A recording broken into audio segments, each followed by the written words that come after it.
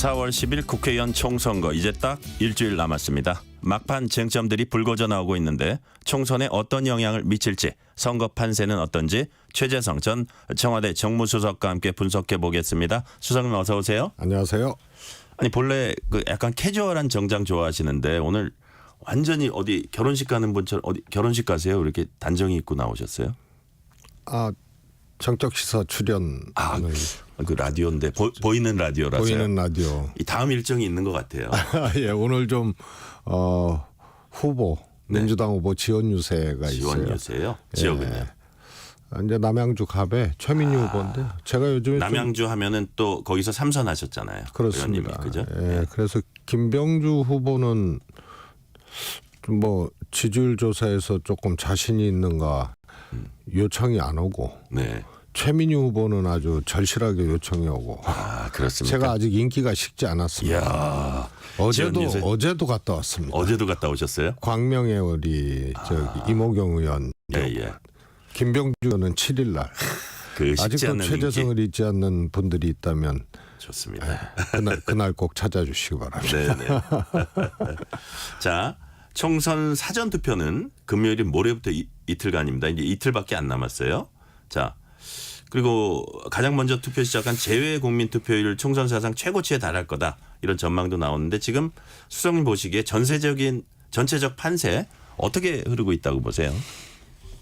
우선은 이제 투표율은 사실은 이제 사전 투표 때문에 사전 투표가 굉장히 이제 편리하거든요. 투표할 때. 그래서 최근 선거를 보면은 사전 투표가 점점 더 높아지는 추세거든요. 그래서 전체적인 투표율이 제고되고 있는 그런 상황이라서요. 이번에도 투표율은 높을 것이다 이렇게 보고 있고요.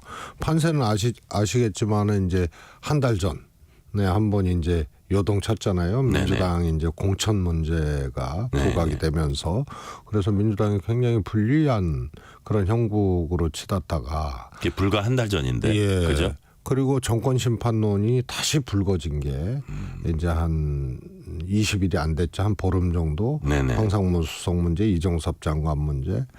그래서 또 출렁했어요. 그래서 국민의힘이 조금 이제 불리한 형국으로 가다가 지금 이제 민주당 후보들 몇 분 문제들 부동산 문제나 또 이제 과거 발언 문제 이런 것들이 이제 부각이 되고 있습니다. 그런데 또 윤석열 대통령 또 의대 정원 문제로 담화가 있었는데 이게 또 역효과를 갖고 와서 조금 지금은 야당의 이런 후보 몇 분의 이제 문제가 있고 근데 윤석열 대통령 담화 문제가 있어서 조금 희석이 되는 그런 상황 같습니다. 그래서 전체적인 판세는 여전히 정권 심판론이 이제 관통하고 있는 요 구도가 이제 흔들리지 않고 있기 때문에 조금 국민의힘이 조금 어려운 선거가 되지 않나 싶고요. 제가 한 말씀 더 붙이면은요, 소위 이제 양당에서 접전 지역으로 분류하는 지역, 다시 말해서 이제 5차 범주 내에서 각축을 벌이고 있는 후보들이 한 40군데 정도 되는데요. 40군데. 예. 근데 이 특징을 제가 이렇게 보니까 민주당 현역 의원이거나 또 뭐 공천을 못 받아서 이제 현역 의원이 출마를 못한 지역도 있지 않습니까? 그러나 민주당 의석이었던 그 지역구가 한 5개 정도가 소위 말해서 경합 지역으로 분류되는데요.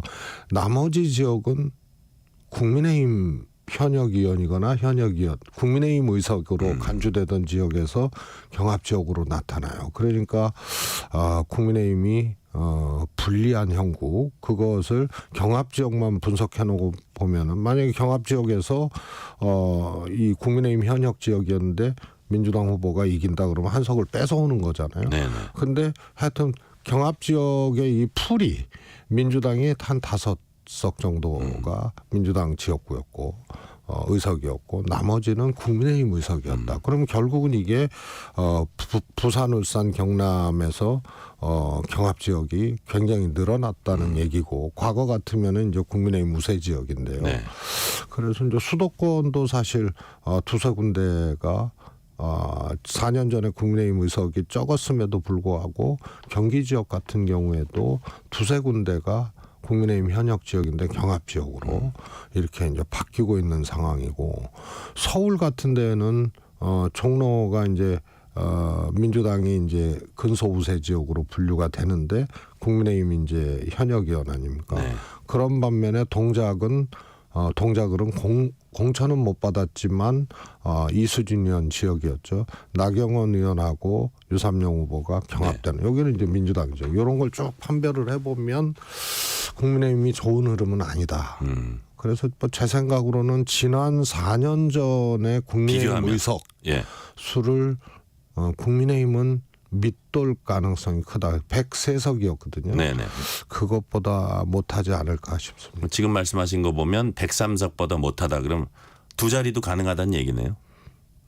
그 가능한 범주 내에 저는 있다고 봅니다. 네. 그러니까 한마디로 좀 심플리 그 간단하게 얘기하면 지난번보다는 좀 못할 가능성이 더 많다. 여당이. 국민의힘이 그렇습니다. 네. 지금 D-7에서 보신 그 판세 지난번보다 국민의힘이 못할 것 같다 이렇게 이제 얘기를 해주셨고요. 자, 아까 이제 그 막판 변수 국민의힘 발은 의대 증원, 정부 여당 발이죠. 그 다음에 민주당 발은 이제 부동산 문제 같은 아니면 일종 발언 같은 이런 두 가지 양축이 이제 있는데, 자, 윤석열 대통령 의대 증원 관련 담화 발표했고, 이제 거기에 대해서 성태윤 정책실장이 담화문의 방점은 대화의 방점이 찍혔다. 그래서 그 이후에 어저께 담화 다음 날인 어저께 윤 대통령이 시간, 장소, 주제 정하지 않고 전공의들 만나려고 한다. 이제 대화는 시작될 것 같아요. 근데 어쨌든 이 이슈가 여당에게 불리하지 않게 하려면 좀 시간이 늦었다고 보시는 거예요? 시간 의대 정원 문제가 총선용으로 한 거는 아니지만 추진한 게 아니라고 하잖아요. 아니라고 하더라도 여하튼 그 유권자들이 보고 있으니까 총선이 영향을 끼칠 수는 있잖아요. 이제 그렇게 된 거죠. 네. 그래서 야당은 이제 의심컨대 총선용으로 의대 정원 문제를 추진을 했는데 극적으로 이것을 타결을 해서 총선에 영향을 미치려고 한다라는 의심을 야당은 하고 있는 거고, 근데 정부는 당연히 아니라고 하는 것이죠. 그런데 공교롭게 총선 시기와 이게 맞물리면서 네. 이것도 초반에는 국민 여론이 뒷받침이 돼서 정부가 의대 정원 문제를 추진하는 것에 대해서 국민들이 압도적인 다수가 지지를 했거든요. 네. 그런데 이게 스텝이 꼬이고 이게 잘 해결 안 되고 장기화되면서 여론이 이제 조금 이 변화가 오는 그런 상황인데요. 이거는 한마디로 시기의 문제일 수도 있지만 아주 예민하고 복잡하고 어려운 문제를 윤석열 대통령과 정부가 너무 쉽고 그다음에 너무 밀어붙이기 식으로 추진한 거죠. 그래서 모든 정책도 정부가 추진하려고 하더라도 이해 당사자들이 있는 거거든요. 네.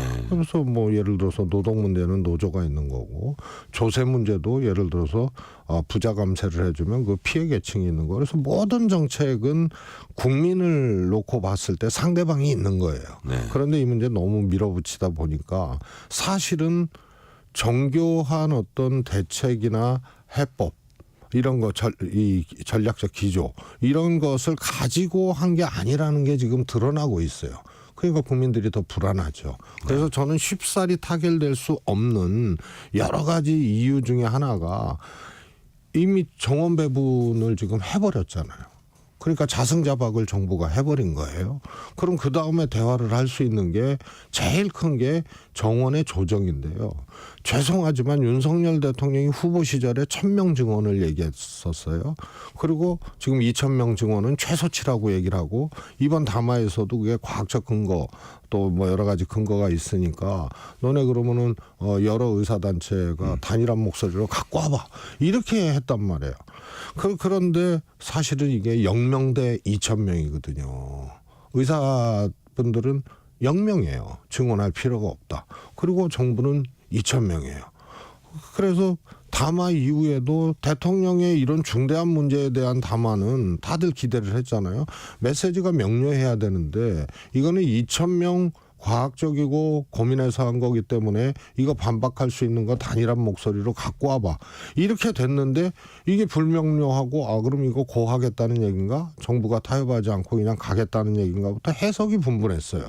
심지어는 대통령 탈당 요구가 여당 내에서도 나오고. 그랬다 또 말 철회도 하고. 그리고 뒤에 대통령실에서 또 대화의 방점이 찍혔다. 네. 뭐 그다음에 전공의하고 문을 열어라. 제가 보기에는 총선 전에 전공의들하고 대화할 가능성도 불투명하다고 봐요. 네네. 대화를 하려면 기본적으로 어떤 뭐랄까 환경들이 좀 돼야 되는데 너무 이제 간극이 컸고 정부가 일방적으로 이걸 해왔기 때문에 대화 자체가 성사될지도 저는 미지수다 이렇게 보고. 네.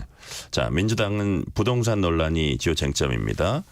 가장 그 핵심이 이제 양문석 후보인데 본인은 편법 대출이라고 국민의힘은 사기 대출이다. 그 다음에 문서 위조의 소지가 있다. 거기다 뭐 일부 언론은 재산 축소 신고 뭐 이런 얘기들 하고요. 이거는 민주당이 분명한 부담이에요. 본인이 거취를 어떻게 해야 된다고 생각하세요? 저는 뭐 처음부터 예. 뭐 이 문제뿐만이 아니고 양문석 후보를 소위 말해서 민주당에서 이 국회의원 총선 경선에 참여할 수 있는 자격을 부여한 것 자체가 저는 문제라고 그렇게 주장을 해왔거든요. 그 전에 무슨 문제가 있었죠? 이 문제 불거지기 전에. 첫 번째로요. 우선 양문석 같은 경우에는 경남의 지역위원장이었고 네. 경남 도지사 출마, 예. 지역위원장 그리고 도지사 출마도 했었고 국회의원 보궐선거 출마도 했었던 분이거든요. 그런데 소위 말해서 이제 수박 이 깨겠다고 지역구를 딱 특정해서 민주당의 황금 지역구죠. 전해철 의원 지역구로 딱 갔어요. 그러면은 이 과정이 그래도 저는 자기가 이제 땀 흘리고 경쟁을 준비해 온 그런 지역이 아니고 비명 반명 구도에서 수박 깨겠다고 가는 것을 당이 용인해야 되느냐 이런 문제 있고 이미 막말로 그 과정에서 막말로 징계 3개월을 받았거든요. 네. 그렇기 때문에 제가 보기엔 객관적으로 공천 배제 대상이에요. 그런데 경선 자격을 부여를 했고요. 네. 그리고 지금 이제 개인의 이제 재산상의 문제 이런 등등의 문제가 나온 거거든요.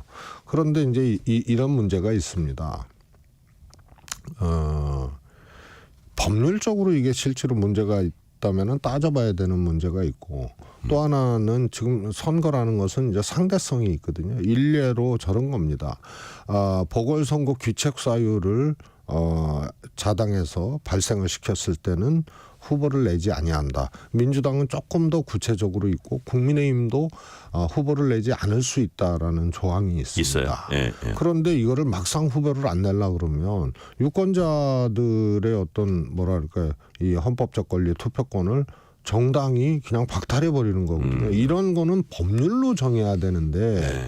자당의 규정으로 정했을 때는 늘 논란이 있고 실천하기가 어려운 거예요. 네. 마찬가지로 지금 공천 다 끝났고 선거운동 기간이고 일주일 남았는데 과연 이거 후보 사퇴해야 되는 거냐. 그럼 상대성의 문제가 있거든요. 그런데 제가 보기엔 국민의힘 후보도 사퇴해야 될 후보들이 있어요. 그런 네. 기준으로 본다면 예를 들어서 대전에 성평래법 변호하고 그것도 이제 미성년자거든요. 장애인.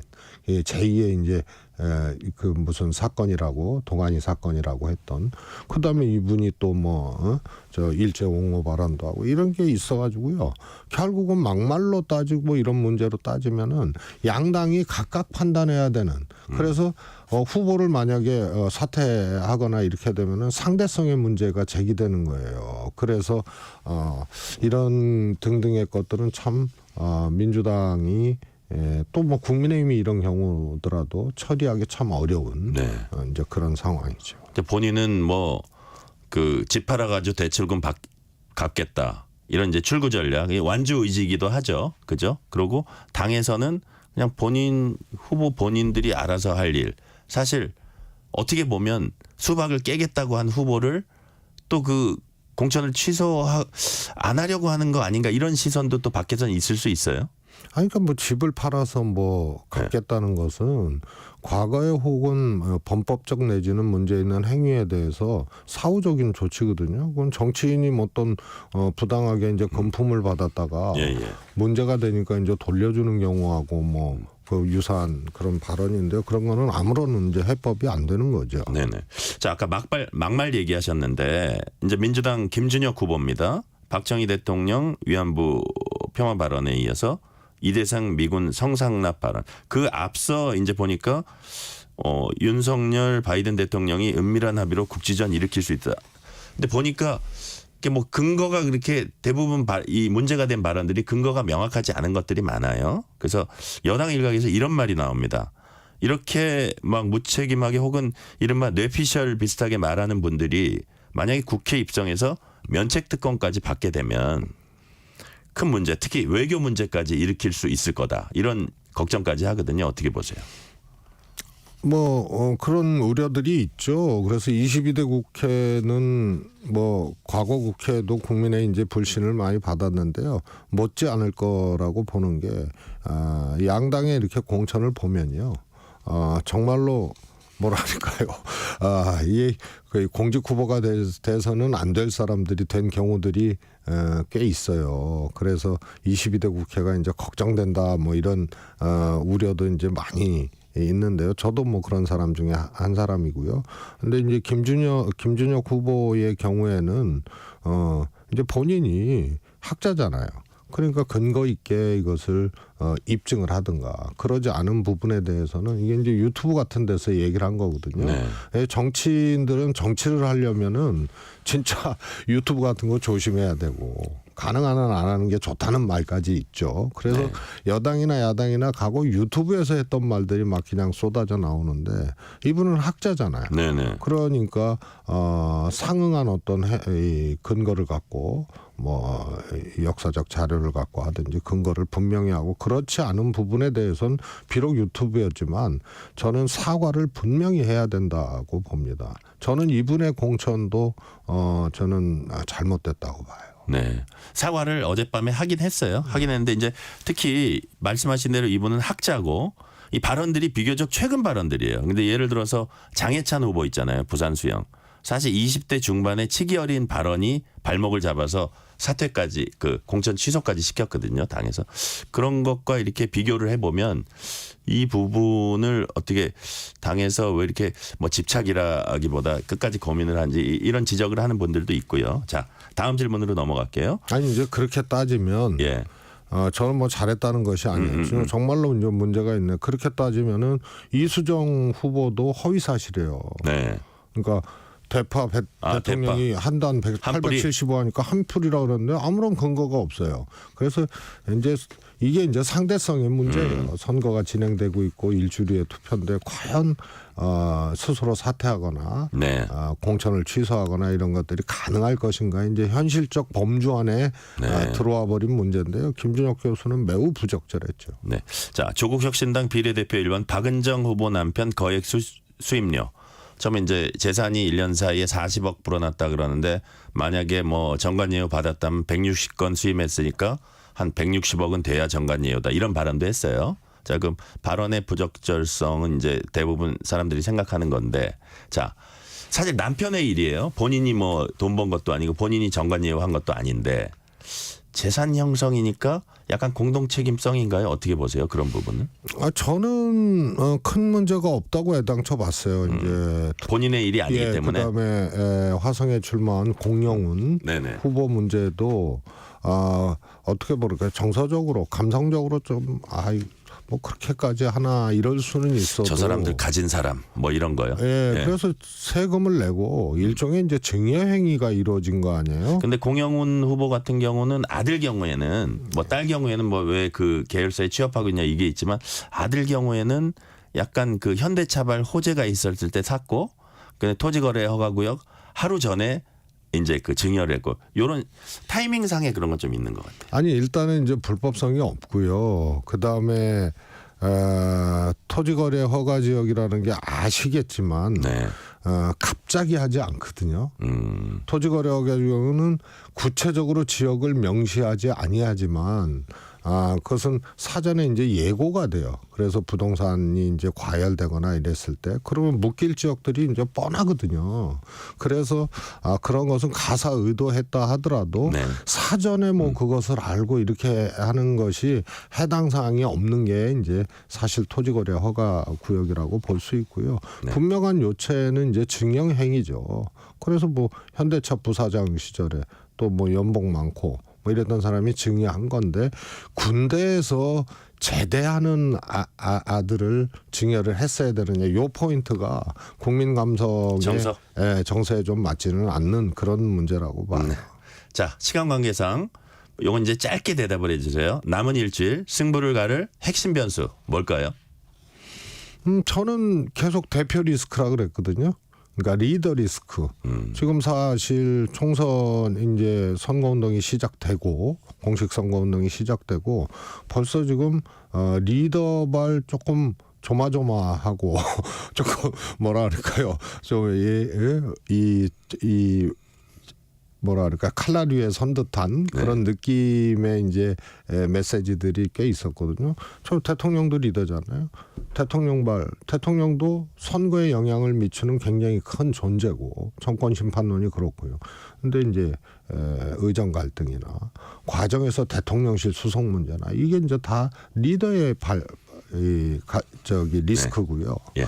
매우 컸죠. 그 다음에 한동훈 위원장도 사실 조마조마해요.